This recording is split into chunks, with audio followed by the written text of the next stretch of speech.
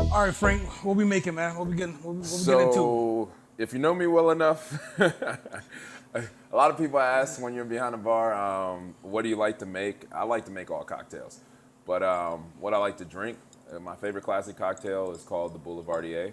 A lot of people would like to consider the Boulevardier the whiskey Negroni.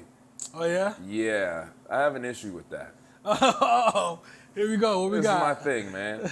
You gotta look into your history before you start claiming things, man. Uh-oh. Boulevardier came first. So it's made the exact same way. You substitute, say, the gin for the whiskey. I like my preference bourbon. I tend to like things sweeter comparative to spice, which would be rye. You know, don't hate me for that. I still drink rye. Trust me. With that being said, it is equal parts bourbon, sweet vermouth, and Campari.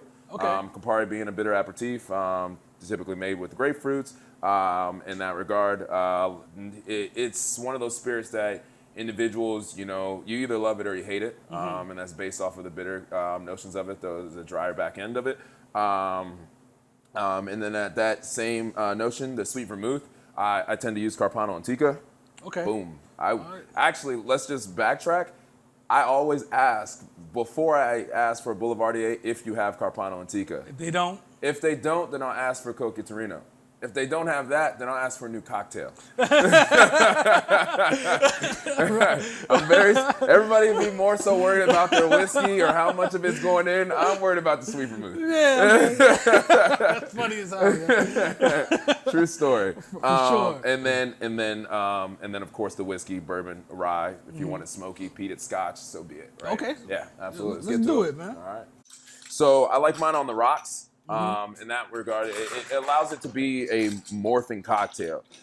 Because of the three components being equal, one is going to shine out more than the rest initially. That's going to be your Campari. The Campari is just, the bitter is always going to overtake. So when I tell people that I like, you know, Boulevardiers and they jump on it immediately and say that, I have to let them know that the bitter part in the composition is going to definitely show up right away. But the sweet vermouth, especially Carpano Antica, being denser, richer, darker, is actually going to be one of those things that kind of gives the balance between the sweet of the bourbon and the bitter of the Campari. Gotcha. And as the ice breaks down and starts to dilute it, because it is an all-spirit cocktail, the sweetness starts to rise. So towards the finish, it does morph and it becomes a more straightforward cocktail comparative to one entity shining more than the other. Got you. All Okay. right, so as we talk about Carpano Antica, we might as well just get it in there. I like to call that my drinks settling down a little bit. Yeah. Boom. Word. All right, so it's 1 ounce across the board for each of them, 3 ounce cocktail.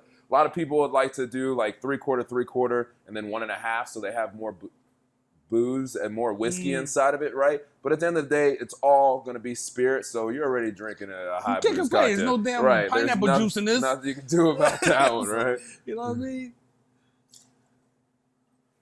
All right, so we got our Campari.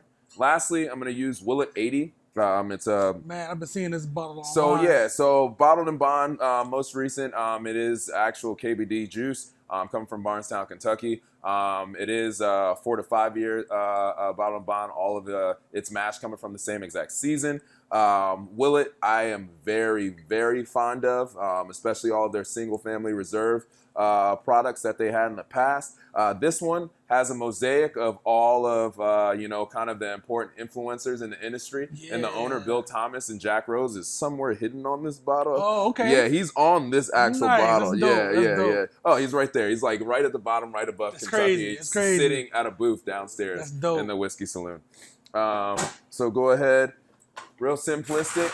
Oh, by the way, most people, the reason they know that I love this cocktail is because I actually have it tattooed on my forearm. We're going to get a shot of that before we leave today. When I came in here to talk to you, I'm like, yeah, we'll talk about, whatever beverage you want to make. We'll talk. You're like, Boulevardier. He's So, like, boom, now, done. mind you, like we could have made multiple different cocktails. A fun little fact about the Boulevardier: the name comes from also an attachment to another name, which is the Bon Vivant. The Bon Vivant is an individual, or a Boulevardier is an individual, typically a male, who was the man of his city, young, affluential, dressed well. Mhm. You know, man of the boulevard is Okay. basically the notion of a boulevardier, hence the Bon Vivant. I am not saying that is me. I just really like the cocktail. He sounds like my kind of guy, though. This guy. Hey, but I'm cool with it. You know Man what I of the mean? boulevard. Yeah, you know correct.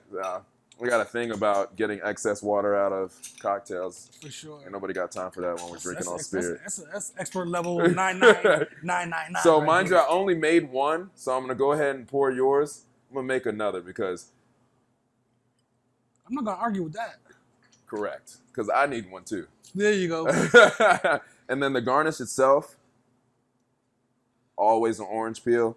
Don't let anybody tell you otherwise. Spread those oils Oh out. yeah. And then once again, that whole notion of smell, right? So the oils have already been broken down. If you look at the top of the spirit, you can actually sitting on top, kind of like an oil slick. But in that same regard, as you end up touching it, you're still building off of, you know, your senses. That's I'm gonna make crazy. one more, yeah, and then it becomes, you know, an even better experience. Let's Yeah, put it for that sure. way. That's a Yeah. slick move right there. Yeah. I never even thought of that, man. That's why I'm not a bartender. You know? We'll use the same ice. It's already bruised. Won't hurt nobody. I'm gonna wait for you before I drink this, man. So right behind us is a Virginia-based 757 Virginia Beach, like urban shoe and culture store called Commonwealth. Yeah, yeah. Commonwealth, Virginia. Mhm. And they, I didn't even know this when I started working here for about a year, but I mean, I'm talking, it's literally right behind Jack Rose. I go out the back door and I take about like 10 steps and I'm there. You're right there. Yeah, so every so often, you know, since I don't smoke cigarettes, I need a cigarette break myself, you know? Yeah, you go and over there. that's just me sneaking in there and seeing Mhm. what fire I want to bring home with me. There's been multiple times I've gone over there and a skateboard has followed me back in the chat. I got a dope pair of Sauconys that I got from them. Yeah. It's a Commonwealth Saucony mashup. But Solid. yeah, man. Cheers, my friend. Cheers, brother. Salute, dude.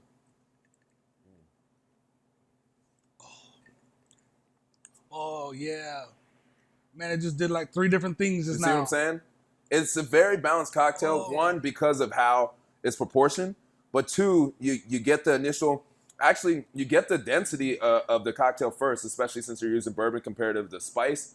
Then you get a little bit of sweetness, and then it finalized with that dry tannic that just continues the lasting taste, right?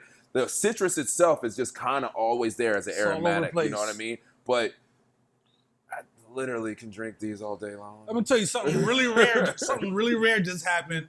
A first sip. Somebody's first sip was bigger than Brocky's first sip. Usually I'm ahead. You see that? Look at that. You beat me, yo. Usually I leave people in the dust.